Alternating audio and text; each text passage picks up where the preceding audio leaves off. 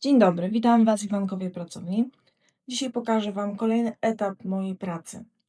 Jak widzicie, wszystkie elementy ze sobą już są poskładane. Zostają do zrobienia jeszcze skrzydła, no i kolor. Tu pokażę Wam kilka rozwiązań, jakie zrobiłam. Włosy idą, tu spadają na ramiona, na ręce. Włosy zrobiłam z kory morwy, tak było dla mnie najszybciej, żeby nie bawić się też nićmi i gdzieś tam wybrałam takie pasma właśnie postrzępionej kory morwy.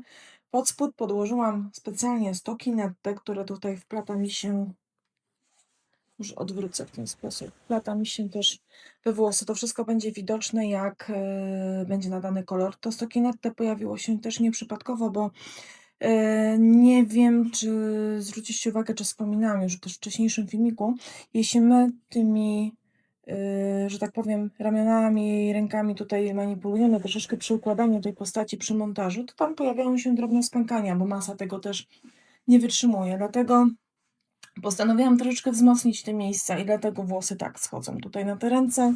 Pojawi się gdzieś stokinetto jako taka tkanina oplatająca ramiona, tak, jak niby jakaś taka chusta wkraczająca gdzieś tam też we włosy no i co? Dół zrobiony jest, tak jak mówiłam, z masy z Artstone'u i gdzieniegdzie dodana jest pasta pękająca. O, tu widać ładnie. Artstone wypełnia nam te szczeliny, a po wierzchu jest pasta pękająca. No i zostają do zrobienia jeszcze skrzydła i skrzydła zrobię chyba z pulpy papierowej. Kiedyś nagram osobny filmik instruktażowy, jaki fajny efekt można uzyskać z pulpy i utwardzacza. Ja robię właśnie efekty brody, jakieś takie bardziej strukturalne powierzchnie tym wykańczam. I jeszcze zobaczcie, teraz wszystko jest, że tak powiem, mocno załadowane patynami. Widać jeszcze zacieki. Ja tego na razie nie ruszam. Coś już tutaj podmalowałam.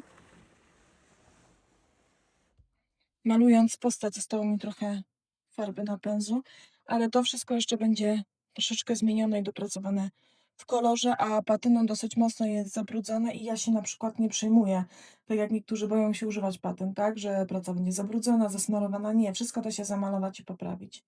A zostają wtedy takie fajne cienie wychodzące gdzieś tam spod spodu. Zobaczcie, skrzydła już są zrobione i bazą jednak była kora morwy. I teraz właśnie z pulpy papierowej robię sobie tą strukturę. To jest taka paćka włóknista, bardzo fajnie się ciągnie. I to nam dało ten efekt, który jest bardzo spójny z kolą morwy. Może jeszcze gdzieś na dole to tam.